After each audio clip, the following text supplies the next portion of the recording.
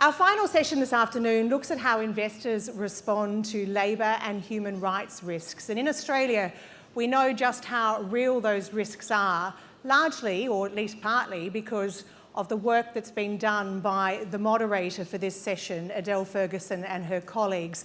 They've exposed a litany of problems, especially in the franchise industry, with a gouging of retailers and underpaying staff and exploiting employees. We hope that the Modern Slavery Act that's coming will certainly keep the spotlight on some of these issues and poor behaviour.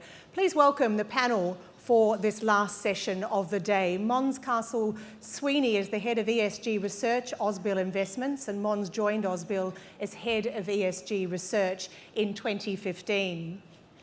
Siobhan Hennessy, a partner at PPB Advisory. Siobhan specialises in the quantification of economic loss and financial investigations and has been engaged as a consulting expert assisting clients through all forms of dispute resolution. Pablo Baruti, who has been Head of Responsible Investment Asia Pacific for Colonial First State Global Asset Management and also Chairman of RIAA. Lisa McDonald, you're rushing up here, this is enthusiastic. The Head of Responsible Investments First State Super, and Lisa is responsible for the development and implementation of First State's responsible investment policies. And your moderator, the aforementioned Adele Ferguson, a multi-award-winning senior business writer with Fairfax, who actually added another trophy to her trophy cupboard yesterday, winning the Business Reporting Award at the National Press Club. Please welcome your panel.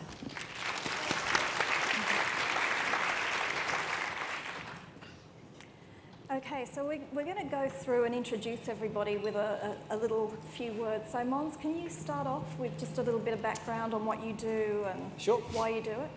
Right, yeah, okay. So if I start off by saying, having done ESG research for quite a while, it's always annoyed me a bit when people say that the S is less important or is something fluffy, the S of ESG. I think, from my perspective, if a business model relies on underpaid workers or that there's weak regulation on social issues, well, chances are that earnings are not going to be sustainable for forever.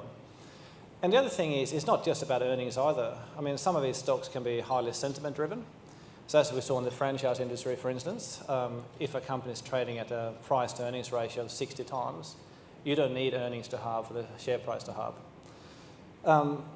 And for us, I guess, ESG integration really means better informed investment decisions. And as part of that is taking into account information and information sources that the market might overlook. So, for instance, in one company, by trawling through social media, we found anecdotes about underpaid workers.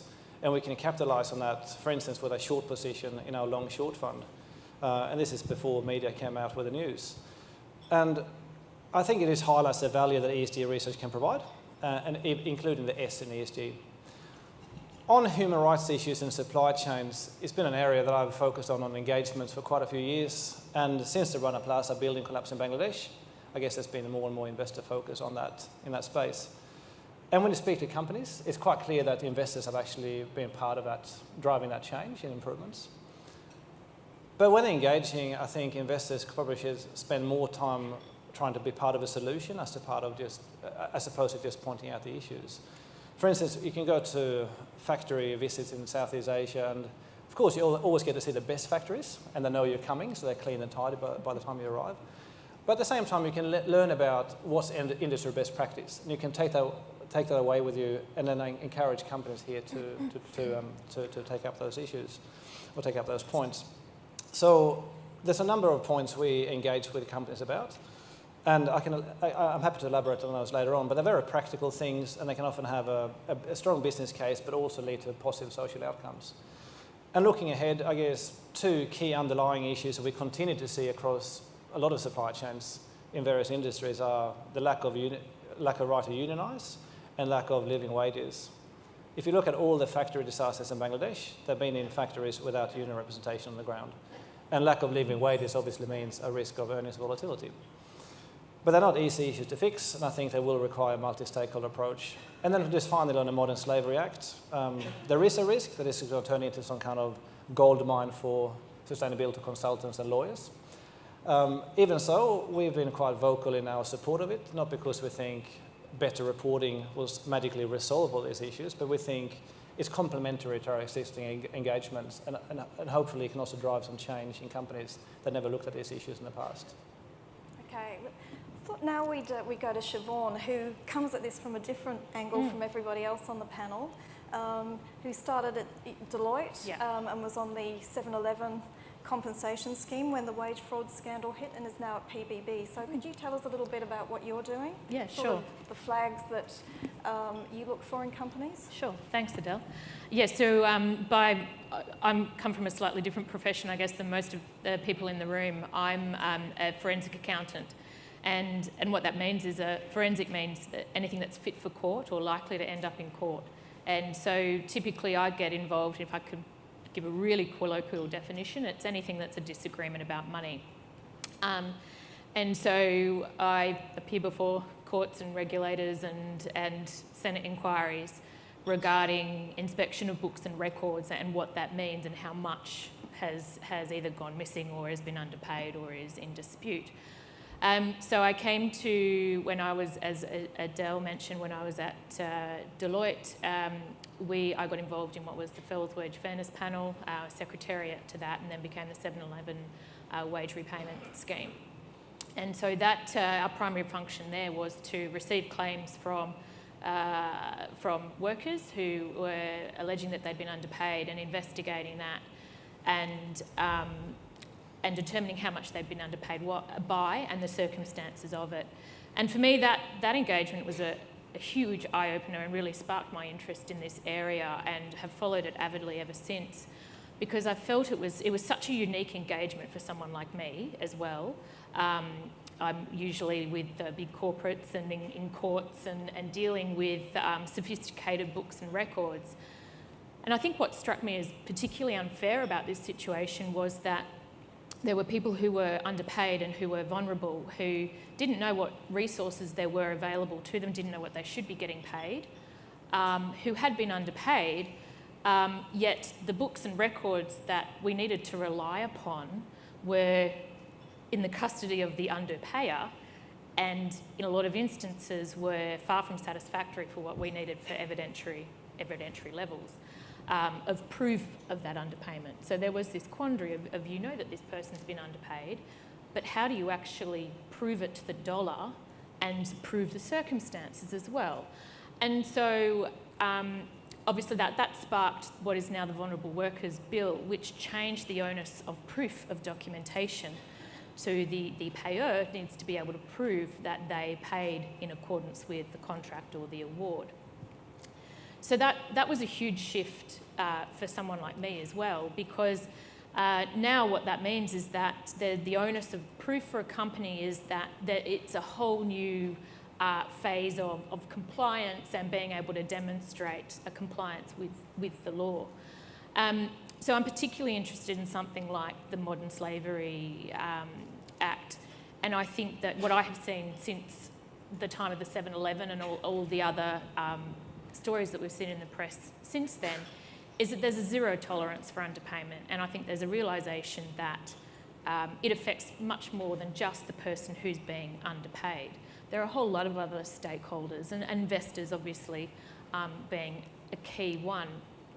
And I think that there is a start of a cultural shift, and I'm increasingly seeing clients who may not be the direct employment of labour, so they're somewhere in the supply chain, once or twice removed, so they have an indirect labour force.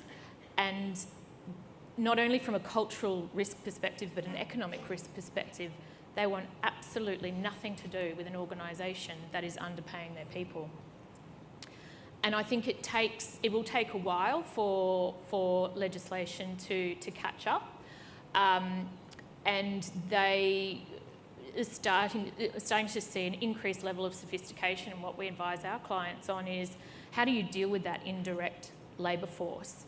And I think that's the kinds of questions I would, as an investor, also been asking about the companies that I'm placing a lot of money with, is assessing the culture of an organisation and how they view their risk in terms of not only their labour force, but importantly the indirect labour force, so the rest of that supply chain. Do they ask the right questions at the tendering process? Do they know who they're dealing with? in terms of an organisation? Do they know how they pay their people? Are they subject to an award? Are they subject to a common law agreement?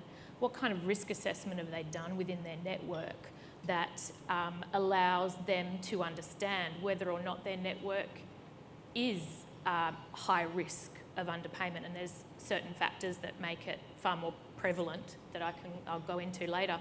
And then how do they actually manage those contracts? Do they hold them to account, but do they make them account for certain KPIs? Do they, and what do they do when they deviate from their agreement or from their particular KPIs? And do they have clauses in their contract where there can be consequences and the consequences of underpayment are actually carried out?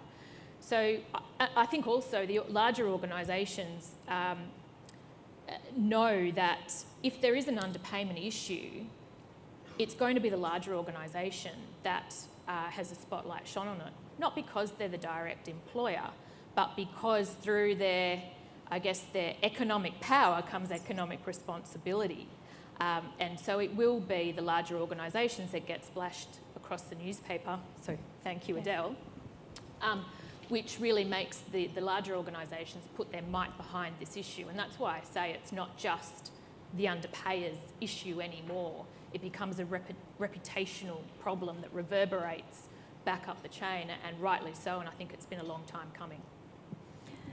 So, Pablo, at Colonial, you'd be looking at a lot of different companies. What sort of engagement do you do to ensure that, you know, you're confident that the companies that are in the portfolio aren't going to be on the front page, as Siobhan was saying? Sure. So, thanks, What Adele. what sort of engagement do you do? Across our organisation, we've got a lot of different investment teams. We're primarily an active manager, and so to that passive versus active argument before, I think that ability to be able to meet with companies and to focus on a portfolio of, say, 40 to 50 companies in an analyst team of, say, 15 to 20, you have that opportunity to be able to engage and ask deeper questions than what, and do analysis at a deeper level than what you can if you are in a sort of a passive investment environment where you might invest in 2,500 companies and have 5 people. So there is a real need to recognise what's reasonable and possible given the way that you're set up and the investment philosophy and the approach that you take to investing. For us, we do analysis which is relevant to the, or appropriate for the asset class that we're in. And so where we have companies that are in emerging markets versus Australian equities versus fixed income, we have unlisted infrastructure where we own the entire asset directly. They all have different levels of assessment and engagement that goes on. With our Australian companies, the good fortune of being a sizable investor and that economic power actually having responsibility, I love that saying, I'm going to use that, is that we do get access to companies and we are able to have those conversations fairly regularly. But a lot of it ultimately will come back to trust and how much confidence can our analyst team get in the management of the organisations that we're dealing with. And that comes through direct engagement with those management teams. It comes to visiting the sites where they operate. It comes to talking to their competitors. It comes from talking to their suppliers. It really is a very holistic approach. It's not about having that one conversation in order to build confidence in the story that a company is telling. I did want to offer just, I guess, a slight reframing and perhaps a provocation for some in relation to human rights, in that I've been thinking about this for a while quite deeply, and we often will talk about the financial impact that poor practices in relation to human rights will have, and we'll talk about our fiduciary duty and responsibilities to act in the best financial interests of our members. But I want to put out there that our fiduciary responsibilities do not extend to breaking the law, doesn't extend to supporting companies who are breaking the law. And while human rights is an incredibly complex and diverse range of issues that impact in supply chains, impact directly, impact on the treatment of women, it impacts on employees in underpayment, working conditions for employees, communities, it's very diverse. But the Ruggie principles, which have been around for a few years now, lay out very clearly what the responsibilities are of business in human rights, and as the owners of business, we share those responsibilities, and as good stewards, we share those responsibilities. And so while obviously thinking about those financial impacts is absolutely critical because that's part and parcel of our job, I don't think it's excusable if those financial impacts don't exist, that we do nothing. We have a responsibility, and the Ruggie principles were not a legal document in and of themselves, but they are the most authoritative interpretation of what the legal framework globally is in terms of international law, but also what's captured in domestic law in many markets. And so I think certainly when I think about these issues and when I engage with the teams in our firm, it comes from that basis that it's yes, there will certainly be financial implications in relation to these issues, but we have a responsibility as stewards and as shareholders in particular when we're equity holders in these companies to make sure that they're doing the right thing. So I think that's just a bit of nuance there. I'm sure we'll talk about the financial impacts a lot, but I thought I'd put that out there. Yeah. And Lisa, so what sort of things do you do? What are you responsible for at First State? Yeah, there's certainly no shortage of ESG issues, I think, across the whole portfolio. So at First State Super, our philosophy is around members first. We have $90 billion of our members' money that we invest, and it is really important that as stewards of that money that we are engaging with companies and using our ownership rights. I don't think I have to convince anyone in the room here that companies that act sustainably, think about the environment, think about the community and their workforce are going to perform better over the longer term and therefore provide returns to our members. ESG integration and stewardship is really important at First State Super. We're a universal owner. How we use our ownership rights is going to influence companies and their behaviours. We've focused in the past, and we tend to do a lot of thematic research around ESG issues, what's material in our portfolio, and engage on those issues. We've focused, S is really important, but we've always tended to, I guess, focus on environmental issues, governance issues, and probably about 2 years ago, we had an instance with an Australian company who was operating a factory in Myanmar and thought it was okay to apply those rules in Myanmar there versus the standard of rules as an Australian company. And it was impacting workers' rights in that. And they didn't get it. They thought that was okay. So from that, we sort of thought about, so what research and how can we inform our views around where those risks lie and then engage with companies on these issues. Complex, lots of different areas we could have gone into. We did focus on safety initially, and I think given some of the recent media events around franchisees and underpayments, the focus now is on workers' rights, supply chains, and how companies are managing those risks. The bulk of our assets are with external managers. We appoint those managers to manage our members' money. We engage heavily with those managers on various issues, and especially around some of the wage fraud, theft allegations recently. We expect them to understand those issues and how they're impacting the companies that they invest in. I think this issue needs collaboration and it needs the weight and the force of all the industry participants. RIA has formed recently a human rights working group.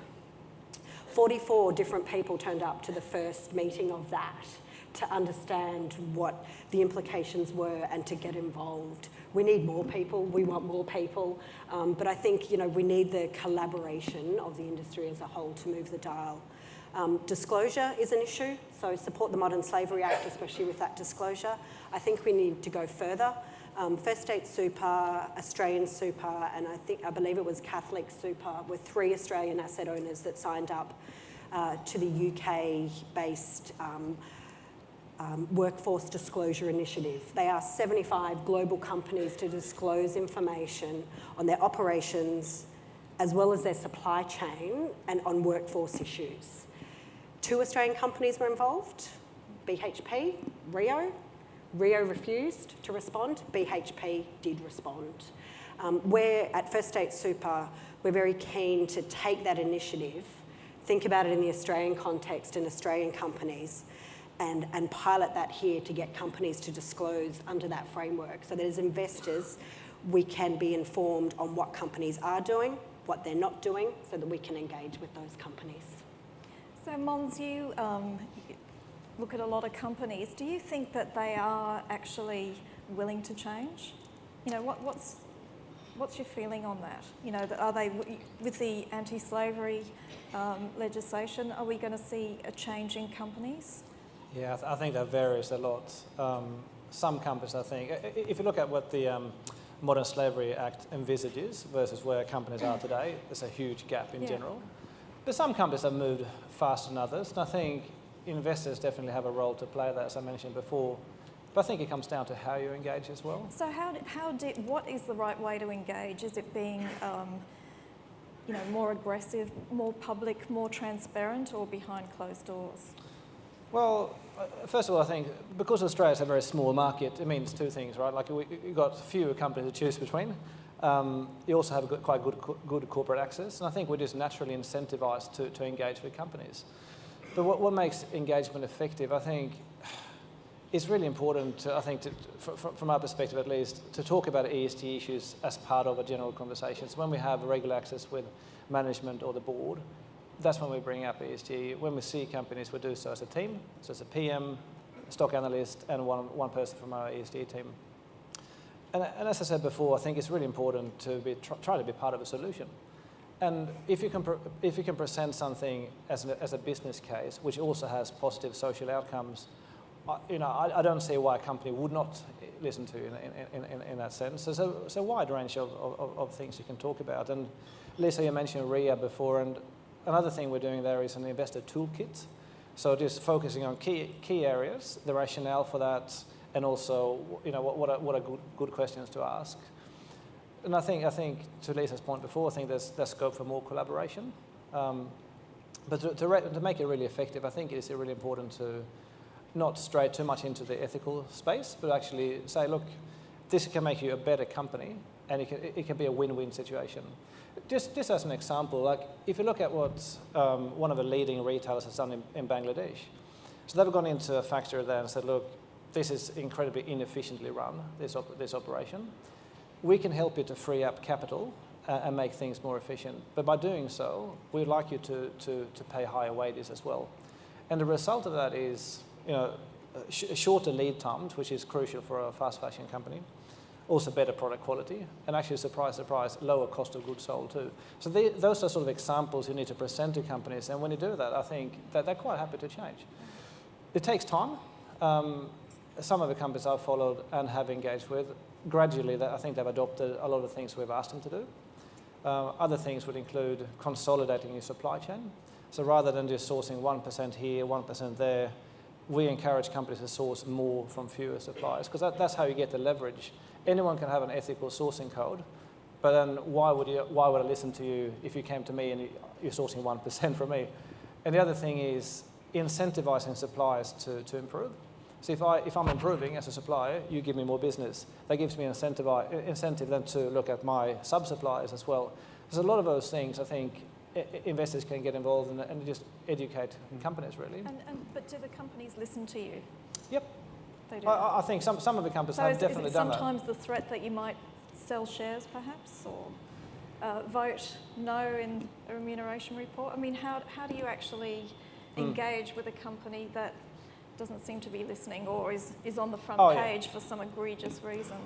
No, there's always companies that are not listening. I think that, there's a wide range of companies out there. Some companies understand that, you know, that they can ultimately improve as a business and safeguard their supply chain. Others are very dismissive, very recalcitrant. I think, I'm sure others would agree with that too. There's a wide range in Australia. Yeah, I was going to say, but I guess your point really is around we can all have a nice cup of coffee and some biscuits, and it still doesn't lead to any change. Whereas, where do you actually start to see impacts change on the ground? When your stories broke around the franchisee issues, we took a strategic approach to that, and we said, well, okay, what other businesses may be impacted by this type of issue? And so we said, well, there's anywhere where there's, the franchise model obviously was the first one, because you'd already discovered that for us. There was around the high proportion of foreign workers, a high proportion of low-paid workers, where there's a lot of casualisation or labour hire. So we really started to look at sectors and then companies within those sectors who might be exposed to those same types of issues, and then through the supply chain. And this is interesting when you then go and talk to some of the companies. So we had a lot of the retail trusts, the REITs, speak to us recently around their sustainability approach generally. And an issue we raised with all of them was around, well, how are you ensuring that the labour hire companies that are hiring your cleaners and other workers that work in your buildings are paying their workers appropriately and doing the right thing by them? And they were all, to their credit, really interested and go, right, oh, okay, we didn't actually, it's probably something that they think about somewhere, but it wasn't front of mind in the way that they think about energy. So they and other don't things. just say, yeah, we're paying them all fine. No, Yeah. no. It was So kind of, they I do think they kind of go, yeah, that's an issue. We definitely need to look at that more closely and be able to provide better information as well, because the thing that was apparent in looking at their disclosure, because we're trying to have an informed discussion with them, is what was that there wasn't any information on those types of issues. And I think that where you can create opportunities for real change with companies is where you have a good relationship and you try and have an informed dialogue and you go to the effort to understand the business, because anybody can come in-to a meeting and thump their fist on the desk and get really upset about something, but then that's going to be dismissed fairly quickly. Whereas I think and as Mon said, because of the nature of our market as well in this country, you do have that ongoing engagement over years, and if you are there demonstrating that you understand the business, that you want the business to succeed, but these are issues of serious concern, then you're much more likely to be taken seriously. The Governance Institute released something just recently saying they don't believe that companies are taking, or based on sort of looking at companies, they're not really set up or looking at the Modern Slavery Act legislation coming in or the TCFDs. Yeah. So I think it's really important as owners that when we're having engagement with companies, that we're raising these as issues that we think are important, and they need to start turning their mind to them, because we will continue to ask the questions, and it's not a cup of coffee and it's not a nice chat. Yeah. And don't underestimate how much, when you have a large holding in a company, the influence that you can have, and also then your competitors. So if you're sort of, you're comparing two companies, you've got one over here who takes this seriously and is thinking about it. I'm going to invest in that company versus this other one. So I think competition and having a large holding will influence behaviours at companies. And they'll have to publish accounts. Yeah. Will that go far enough, do you think? I don't know. There's been another report done on the UK Modern Slavery Act now that it's been in place for a couple of years, and they looked at the UK government suppliers and how they were complying with the reporting requirements. Now, some of them weren't even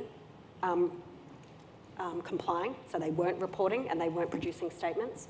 And then I think something like 44% of the ones that did actually put something on wouldn't meet, if someone was actually auditing them and following through, wouldn't meet the minimum standards of what is actually required. So I don't know, yet to be tested and seeing what Australian companies do, but I guess that's our role as asset owners and owners of those companies to ensure that they are disclosing appropriately.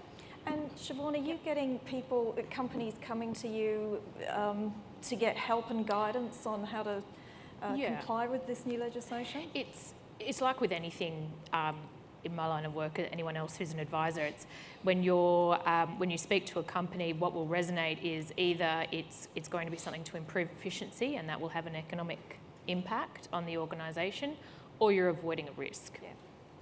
Yeah. And avoiding a risk will bring a problem into sharp focus. And so seeing that there are actual consequences that can befall a company if they are in connection with underpayment, their name will be splashed across the paper, or they will be taken to the Fair Work Ombudsman, even for employers that aren't their own, and be asked why they didn't realise that they had cleaners or they had security guards or maintenance people who were being underpaid.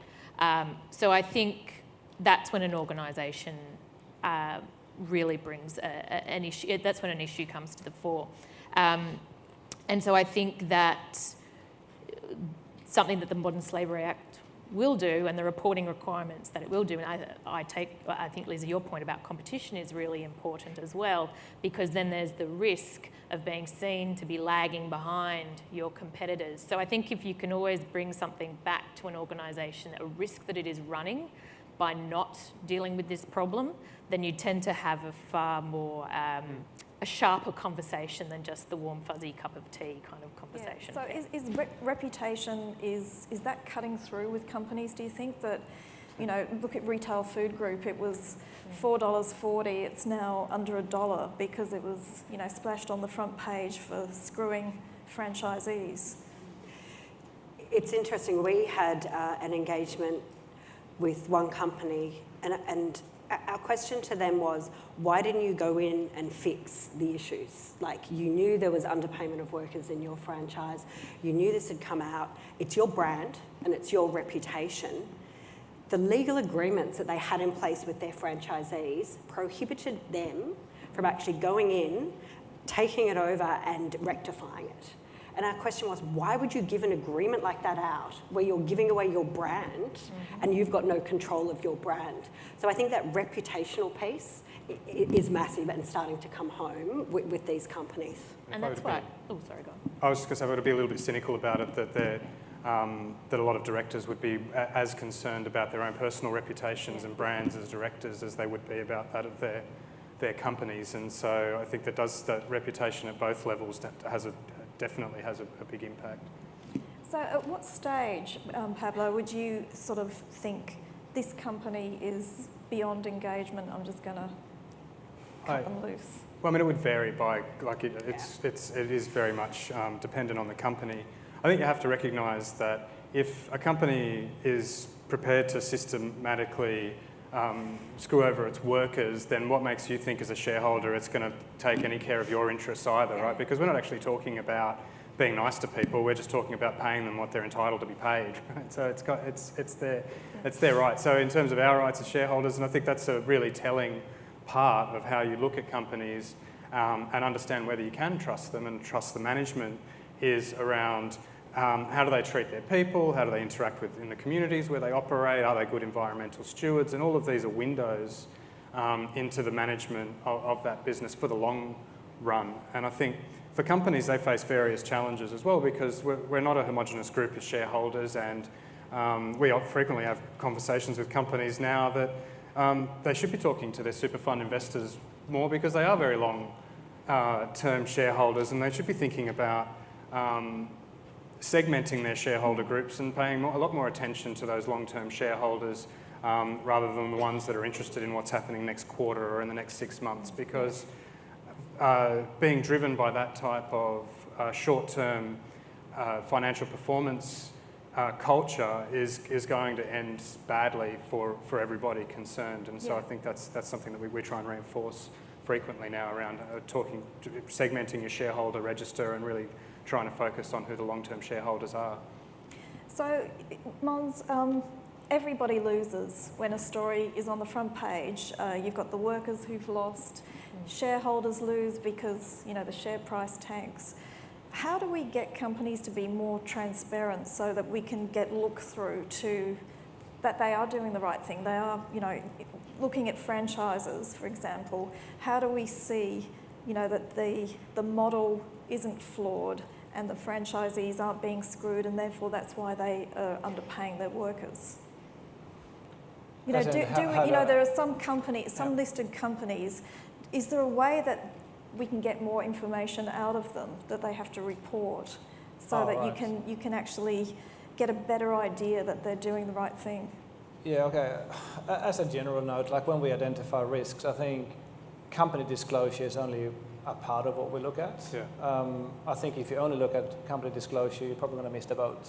As an example I mentioned before about trawling through social media to find anecdotes about underpaid workers, I think it's very hard. I mean, we try, and it comes down to what ESG integration to us is. It is really making the most of all information sources out there. But I guess what I'm saying is you had looked at the social media of that company before it had even got into the press. Yep. So how do you're not communicating that to the rest of the market. You know it yourself. How do we get over that? How do we find more transparency so it's not just individual shareholders or fund managers who are doing their own research, having these private discussions with companies, and things still spill over and blow up? Oh look, yeah, I think all of us have probably engaged on companies to improve their ESG disclosure. But then what's relevant to me might be very different to a company. But I think company disclosure is only one element of it. I think we just need to make sure we track other things too. We often speak to unions, NGOs. We look at independent staff reviews, and these are all things in the public domain, so there's nothing kind of hidden. I think that avenue is open to everyone. But then some companies are extremely poor at disclosure. And even when you engage with them, I mean, not to name names, but there's been companies I've asked probably the same question 5 times, and you never get a clear answer. So what chances are there that that company will even put that in a report? So some companies are very recalcitrant, and I think there's no easy way around that. Yeah. But the more we collectively, as a group, encourage companies to disclose. Right. There's a lot of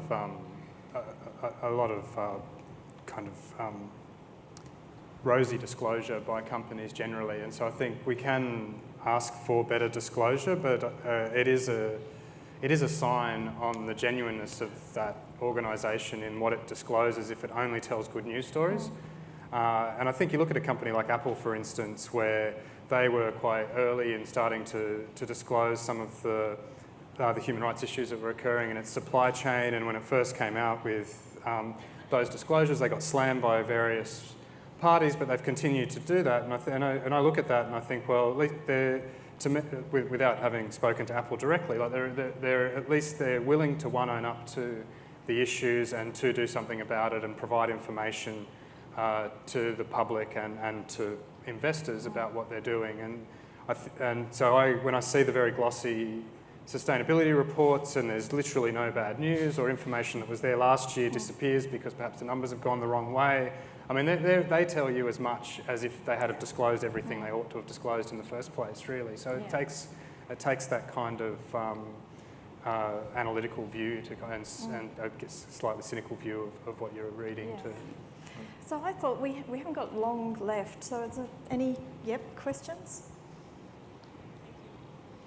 Hello, this is Desiree from MSCI Research, ESG Research. I have a question for Siobhan. I thought Scope 3 in carbon accounting was the white elephant and difficult. The what, sorry? You thought supply chain accounting in carbon and climate was difficult, but the social aspects are... Is it off? No, it's off. Yeah. So, but the social aspects are quite challenging because you mentioned 2-3 tiers of risk, but with some sectors we go down to 7, 8, sometimes up to 9 and 10 tiers. So from a forensic accounting perspective, what are the red flags that you would share with us, and also the room for improvement beyond disclosure? Because we know from a controversy research perspective, there are flags through beyond disclosure that we can infer and estimate. So what's your perspective on red flags that you would prioritize? Yeah, sure. So for me, the red flags, if you get back to an organisation that is that is at a higher risk of having wage fraud issues, anything where there's a large transient labour force, unskilled, and I mean unskilled in the sense that they're highly replaceable. Complex structures. I think I'm not sure if anyone's probably myself and Adele were the only people that took the time to pore over the Senate committee inquiry in the Vulnerable Workers Bill. But they did a case study on a chicken company called Baiada. And that is another red flag where there is an unseemingly complex corporate structure. And organisations have complex corporate structures for a variety of reasons that are all not to do with defeating workers of their wages, but if no one can explain to you why there's the corporate structure there that it is, I mean, Baiada had like 6 tiers of organisations And so the directors at the top actually didn't know what was happening 6 levels below them, where people were getting, I think it was something like, $2 for a chook that they plucked. So a complex structure is another red flag. An organisation that hasn't done a risk assessment of how likely they are to have any kind of wage fraud in their indirect labour force would be another red flag to me. A organisation that doesn't have a very detailed tendering process. So when Men's talked about a rationalisation of suppliers, I actually think that's a great risk management strategy. You don't want to go to all your eggs in one basket, but I would always be of the view that you should know your suppliers well. So have a sensible but small enough suppliers. A, it gives you leverage, but B, you know them better. So when I see tenders that go out, when we advise companies, I want to see a lot of questions around their labour force, whether they employ them directly or there's in fact another company, or what do they do when they have, like, security companies, often they have surge requirements. So rather than 3 security guards working at night, all of a sudden they've got something at the SCG and they need 50. Where do they get those from? So understanding how they fulfil those labour requirements, and as the organisation employing that security company, how much do you know about that flexible workforce? And then from that tendering process, what does that company then do around continuous reporting from that indirect labour force? So what kind of KPIs are they asking? So I've got clients who would build it's not difficult, but a model around how much do I pay on a month to X supplier and how many man hours did I get as a result of that. So if I back solve how much I'm paying for an hour and then allow a bit of a margin, you'd be surprised how many times it comes out that you're a little bit uncomfortable with the result. Either they're making a very, very small margin or they're underpaying. I've also talked to a number of other labour supply companies who say we keep losing tenders because we're told our prices aren't competitive enough. Yeah. So I would also appeal to anyone who's in that position within their company where they're giving out contracts to actually assign some value to the person who takes you through how they assure their supply chain employs labour legally. And then the other red flags I would have as on my list would be a lack of a monitoring system. So you might have a great tendering process and a great selection process, but if you're not actually doing those checks and balances around how much you're paying and the people that you might have on site or the people that are working in the number of stores in the franchise, then what do you do when it falls foul of your expectation? If you thought that you've got a threshold of, okay, I'm happy with an average hourly rate of, say, $36 an hour that my model's spitting out. What if it drops down to 30? What is your threshold, and how are you going back and inquiring? And the point that Lisa raised earlier about the audit rights is a really interesting one, because if they haven't got their contracts with their indirect labour suppliers done correctly, you can lose your audit rights. So then you're stuck in this awful position where you potentially have a legal obligation through your accessorial liability, but no legal mechanism to actually find the evidence to either acquit or defend yourself or deal with the contractor. So there's sophistication of the contract management process is also really key. And if you're getting sort of blank looks all round when you start to ask those questions, well, I'd be concerned about how much they know about their supply chain. Yeah. And I go back to the Ruggie principles, because a lot of those questions are in there in terms of things that companies should be focused on, and therefore things which we can ask about. And I guess part of the challenge with human rights generally is that I think the labour rights one is it's not an easy issue, it's a very difficult issue, but it's fairly straightforward and understandable. Right? I mean, what do you do about US gun manufacturers who refuse to put safety devices on their weapons, and then kids are killing each other in the streets of and schools in the United States? What do you do with tobacco companies that use child labour in their supply chains and routinely? So there's a range of issues that are absolutely fundamental human rights issues, and they're difficult issues as to how do you assess them, how do you monitor them, how do you judge how much exposure you've got, are you able to get good data? And so what we did, one of the things that we did, which I found really helpful, and we've done this for a couple of issues now, is to bring different people from different investment teams together, and we ran a working group. Took us about 8 months. We did a very thorough literature review. We came back to the teams every month that we caught up as to where we were getting to in terms of literature review, got their endorsement. We had expert speakers come in. We had people come in that had criticised us in the past for issues that we'd had in terms of companies that we'd owned that had human rights issues.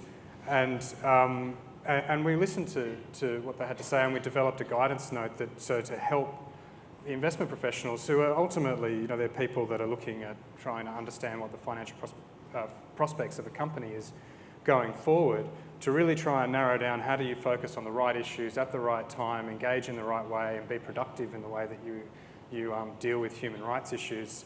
And it's a journey. It'll continue on, but I think it is one of those things which I think perhaps some in our industry are worried about the can of worms effect in terms of once you start, where do you stop? But as I said at the outset, we do have a deeper responsibility there that extends beyond that financial responsibility to human rights, because there is an international law framework that exists, there's domestic law frameworks that exist, and so we should be paying attention. It doesn't matter how well they're regulated either or enforced. Yeah. Before you go for a question, Del, because I can see our time is up, and I'm going to get in a lot of trouble giving. I'm at an ACSI conference and I don't give any sort of weight to. So ACSI is also doing a lot of work in this space and done some research, and we'll be publishing a report for asset owners to use that has a framework and some guidance, because it is a complex area. Where do you start? How do I look at this? So I think as many tools that we have at our disposal as asset owners can only help. And I'd also encourage Zoe, who's in the room from Citi. Believe it or not, in 2014, Citi produced a report on modern slavery and child labour and the global companies and sectors involved, and looked at 44 Australian companies and what they were doing or not doing. So that was in 2014. It'd be nice to get an update that would help us to get a focus on companies that are leaders and laggards now. Okay, I think there was a question over here. Just quickly, we've talked a lot at this conference about unilateral engagement. But it should be the business associations that are raising these issues, so that you don't have so much unilateral work. It shouldn't be media and investors necessarily saying that there's a problem in the franchise industry. So how closely are you encouraging more collaboration in an area, after all, that isn't actually that much about competitiveness? Okay. Can I start? Yeah, a lot of companies are doing it themselves too. I think some of those initiatives have flown under the radar. So say on slavery and forced labour in the supply chains, some of the leading retailers in Australia have come together, and they've created something called a pledge against forced labour. And that's quite unique, because companies who compete head to head have actually come together to try to sort these issues out. A couple of weeks ago, I was invited to a supermarket roundtable. So there was two major supermarkets in Australia, the new entrants, some of our suppliers too, and they all sat down, Chatham House rules, to actually come up with solutions to this issue. So I think there is some stuff happening at industry level too. It's just that we don't maybe always hear about them. Quite interesting initiatives. And from the investor side, you can join the RIA Human Rights Working Group. And if you're not a RIA member, you can join RIA, and then you can join the RIA Human Rights Working Group. Yeah, I think Nicolette has application forms, I believe, ready to go over there. So certainly in the business councils of, I know Victoria and New South Wales follow the issue of underpayment closely, and they're coming at it from an angle of supporting businesses, particularly underpayment is also connected to that issue of that the awards in Australia are quite complex, and so businesses can find it quite difficult. Larger organisations have a little bit more financial resources to spend the money on the interpretation, but certainly in the franchise industry, where there's a model where the franchisee is actually doing the payroll, it's an extremely high impost on a small business to actually implement something that is a sophisticated system which ensures award compliance. And so that is quite an investment. So the Business Council of certainly New South Wales and Victoria are very interested in how they can support businesses as well. And obviously the Franchise Council of Australia, there's a lot going on in that industry now. And so what we've seen out of the issues that have broken is that the underpayment issue is seen as connected to the rights of the franchisee and the franchisor. And it's a re-examination of the business model and the business code that goes with it. So there's a Senate inquiry in relation to the franchise code at the moment. Yeah, which is ready to kick off. Yeah, which has really come out of, I would say it's the 7-Eleven and Adele's story on this, because that's what kicked off the underpayment inquiry and change of the Vulnerable Workers Bill, and I think also sparked the interest in the Modern Slavery Act. So I think there is a groundswell across those industry groups. So I think whatever connections you can make as communities, the better. And I think, just to summarise, we could keep talking about this for a long time because it's such a fascinating topic and it touches so many people. There are things going on. You guys are all doing a lot to make this change. There's still, as you were saying, it's opened up a can of worms. There's going to be more pain, there'll be a lot of change, but hopefully, at some time in the next 2 or 3 years, we can say that we've come out the right side. Companies are more transparent and, doing the right thing, we hope.